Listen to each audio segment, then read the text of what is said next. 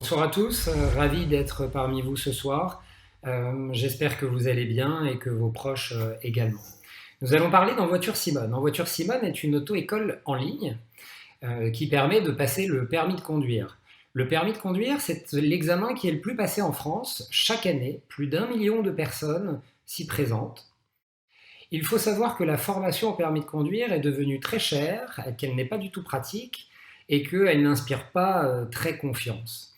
En effet, il faut débourser en moyenne 1 800 € pour obtenir le permis de conduire. Les outils pour se former datent souvent d'un âge assez avancé et les auto-écoles traditionnelles n'ont pas forcément bonne image. Alors Envoiture Simone est née de ce constat. Elle permet de passer le permis pour 749 €, c'est à peu près 40% moins cher qu'en auto-école traditionnelle. Le code de la route est devenu gratuit depuis le début de cette année et vous avez la possibilité de réserver vos heures de conduite et de les effectuer 7 jours sur 7, même le dimanche, de 7 h du matin à 23 h le soir, avec des enseignants de qualité, diplômés d'État et qui sont tous notés par l'ensemble de la communauté, ce qui nous permet aujourd'hui d'avoir le meilleur réseau d'enseignants de France de moniteurs auto-école. Le marché, qu'est-ce que le marché de l'auto-école? Le marché de l'auto-école, c'est 1,5 milliard d'euros. C'est un marché énorme. Aujourd'hui, principalement pris par plus de 11 000 petites structures auto-écoles qui font un chiffre d'affaires moyen de 130 000 €, avec à peu près 2 ETP à l'intérieur. L'ambition d'Envoiture Simone, c'est évidemment de prendre la plus grande partie de ce marché. Et nous avons l'intime conviction que ce marché va basculer dans les années à venir, notamment grâce à notre application auto-école, qui est la seule aujourd'hui sur le marché, qui permet d'apprendre le code, de passer l'examen du code, de réserver ses heures de conduite et de réserver également son examen du permis de conduire, qui là se passe évidemment dans une voiture le jour J. Le business model, la marge est importante. En effet, nous avons une commission de 21% et un taux d'abandon sur le pack 20 heures qui lui est de 30%, un peu comme dans les salles de sport ou dans les coffrets cadeaux. Malheureusement et heureusement pour nous, tous les gens ne vont pas au bout de la formation au permis de conduire. Aujourd'hui, nous sommes très fiers d'annoncer que nous avons la meilleure efficacité opérationnelle du marché. En effet, avec si peu de financement, nous sommes déjà allés très loin et même plus loin que nos concurrents qui peuvent avoir levé beaucoup plus d'argent. En effet, nous avons une application mobile quand les autres n'en ont pas. Nous avons passé le code de la route entièrement gratuit quand les autres sont beaucoup plus frileux. Et aujourd'hui, nous sommes la deuxième plus grande auto-école de France. On talonne donc le leader qui lui a levé 10 fois plus de financement. Donc ça, nous en sommes très fiers et nous n'allons pas nous arrêter là. Notre ambition est de devenir le leader en France dans les années à venir. Ça sera permis grâce à notre équipe qui est aujourd'hui constituée et qui est prête à accélérer. Je vous invite à consulter les profils de qualité que nous avons chez nous. Merci à tous et prenez soin de vous et de vos proches en cette période compliquée. Bonsoir à tous. Elisabeth Lécuyer a une première question. Oui, bonsoir, merci pour cette présentation. J'ai 2 questions différentes. Est-ce que les résultats sont meilleurs avec Envoiture Simone par rapport au reste du marché et par rapport à votre concurrent Ornica? Ça, c'est la première question. Et deuxièmement, a priori, un client acquis est un client perdu dès qu'il a obtenu son permis de conduire. Quelle est votre politique de recrutement de vos clients? Voilà. Édouard. Très clair. Merci beaucoup, madame, pour ces 2 questions. Donc, la première, vous faites bien de la poser parce que nous sommes une école, donc il faut bien regarder la réussite à la fin. Il s'avère aujourd'hui que nous avons un taux de réussite qui est supérieur à la moyenne des auto-écoles déjà traditionnelles. et ensuite également à celle de nos concurrents. Alors, ça s'explique assez simplement. Pourquoi? Bien, parce que nous avons un réseau d'enseignants qui est tracé. C'est-à-dire qu'à chaque fin d'heure de conduite, chaque élève va noter en fait son enseignant. Ensuite, nous avons, contrairement à des auto-écoles traditionnelles, la possibilité de savoir combien, par exemple, votre enfant a fait d'heures de conduite avec tel enseignant ou avec tel enseignant. Ce qui nous permet ensuite, statistiquement, de voir en fait le taux de réussite de l'enseignant. Et ça nous permet aujourd'hui en fait d'avoir le meilleur réseau d'enseignants de France. Ce qui n'est pas forcément le cas chez nos concurrents, et notamment le leader, qui lui a une position de plateforme et où c'est uniquement de la mise en relation. Nous, on fait très attention au réseau et on regarde la qualité.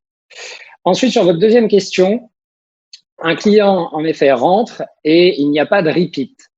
Donc, la clé, c'est le bouche à oreille. 80% des gens qui passent le permis de conduire ont entre 18 et 25 ans. On le sait, ils sont très avides de numérique. Ils sont tous soit au lycée, soit en études supérieures. Et autour d'eux, il y a un réseau. Donc, soit dans une classe, ils sont entre 20 et 30, soit même plus, parce qu'avec le réseau, vous êtes à 300, 400. Donc, le bouche à oreille nous permet en fait de compenser ce repeat que nous n'avons pas dans la baisse de notre coût d'acquisition dans le temps. Éric Bourdet, vous avez une question? Oui, c'était sur la barrière à l'entrée. Vous êtes numéro 2. Comment comptez-vous devenir numéro 1 et qu'est-ce qui vous différencie du numéro 1, justement? Ouais. Alors, c'est une excellente question. Pour moi, il y en a un peu deux là-dedans. Déjà, sur les barrières à l'entrée, en effet, il n'y a pas de brevet ou une chose comme ça. Par contre, on a acquis en fait une connaissance du marché qui est assez significative et notamment de l'administration, des préfectures.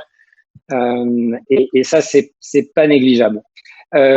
Ensuite, il y a évidemment le réseau d'enseignants en fait à construire, savoir où les trouver, savoir leur parler, savoir répondre à leurs attentes. Il y a également la gestion en fait, l'intelligence de l'équilibre de l'offre et de la demande dans une plateforme qui est absolument cruciale et que aujourd'hui nous maîtrisons. Donc ça en fait une barrière à l'entrée, en plus évidemment de l'équipe, parce qu'aujourd'hui nous sommes un peu plus d'une trentaine de personnes qui a également acquis au fil des années une certaine expérience. Voilà. Et donc ensuite sur le deuxième volet de votre question, qui est comment nous allons battre le leader. Eh bien, déjà par l'efficacité opérationnelle, parce que c'est assez prouvé. Et ensuite, par le fait que nous avons rendu le code de la route gratuit et que nous avons une application mobile pour ça, alors que eux ne l'ont pas. Eux sont principalement positionnés sur le code de la route et leurs revenus principalement viennent du code. Et nous pensons qu'en le rendant gratuit, nous allons augmenter en fait la taille de l'entonnoir des gens qui peuvent potentiellement devenir clients, et c'est déjà ce qui est en train de se passer depuis janvier. Frédéric Mazella. Bravo. Ma question elle est juste sur l'international, parce que vous avez parlé de concurrents en fait nationaux, et puis vous n'avez pas parlé de potentiel international. Vous êtes sur une solution a priori qui repose sur pas mal de digital, donc ce qu'on adore chez Montant Digital, c'est qu'on peut scaler. Quel est votre potentiel international? Ouais. Et excellente question, Frédéric. Alors, contrairement à un business SaaS où il nous suffirait d'avoir des commerciaux natifs pour scaler la solution, nous, on a une contrainte un peu réglementaire, c'est-à-dire que chaque pays est un peu différent sur le permis de conduire et du coup, on doit s'y adapter, ce qui rend la solution moins scalable. Alors, aujourd'hui, bon, le marché est quand même d'1,5 milliard d'euros en France, donc c'est déjà très, très bien. Cependant, on ne s'interdit pas du tout d'aller à l'international, et en Europe, il y a 3 marchés Internet en Europe, de par la démographie et de l'accès à l'Internet. C'est donc UK, Allemagne et France. Le UK a été très libéralisé et le marché en valeur est pas très intéressant. Par contre, l'Allemagne peut l'être. Et notamment dans le prix de l'ACF, il y a un accompagnement pour explorer un marché international et on souhaiterait pouvoir s'en servir. Édouard Rudolph, le cofondateur d'Envoiture Simone. Bonsoir Édouard. Bonsoir Stéphanie. Alors moi, il y a quelque chose qui m'a vraiment intéressé dans ce que vous faites, c'est que vous faites noter vos enseignants par vos élèves. Alors, est-ce bien perçu de part et d'autre?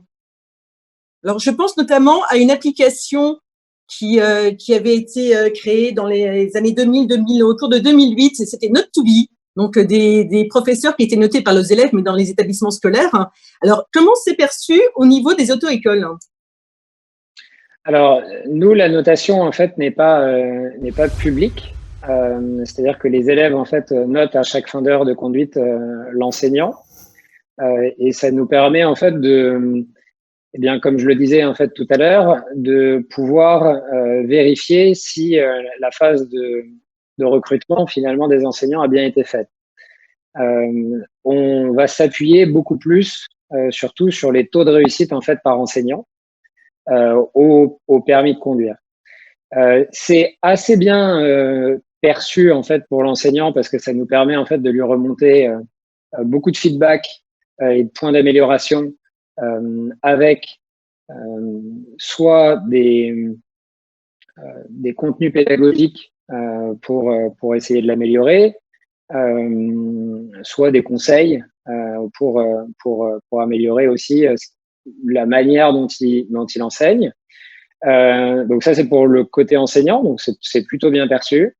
Et côté élève, c'est extrêmement bien perçu parce que ça permet, et notamment aux femmes, en fait, d'être très, très rassurées sur les enseignants et les enseignantes du réseau d'Envoiture Simone, à la fois sur le côté pédagogique, mais aussi sur le côté du comportement, qui peut faire défaut dans certaines auto-écoles traditionnelles. Par contre, les notes restent confidentielles, j'imagine. Exactement. Donc, vous vous réservez le droit, en fait, lorsqu'un enseignant a été mal noté, de le loter de votre base de données? Comment ça se passe? Alors, non, c'est pas aussi automatique que ça. Nous, ça nous fait en fait des points d'alerte et ça nous permet de faire des points ensuite avec les enseignants pour savoir ce qui s'est passé. Évidemment, on interroge les deux parties. Et la procédure n'est pas automatique du tout. On regarde les cas un peu au peigne fin. Et évidemment, il faut qu'il y ait plusieurs occurrences avant d'arriver à une décision aussi drastique que écarter, par exemple, un enseignant du réseau, mais également un élève aussi. Les élèves ne sont pas du tout mis à part de ce système. Donc, les enseignants notent également les élèves? Alors, les enseignants n'ont pas la possibilité de noter l'élève. Par contre, ils ont tout à fait la possibilité, à travers notre application, de faire remonter un comportement qui pourrait être déplacé. Oui. D'accord. Très bien. Merci beaucoup, Édouard.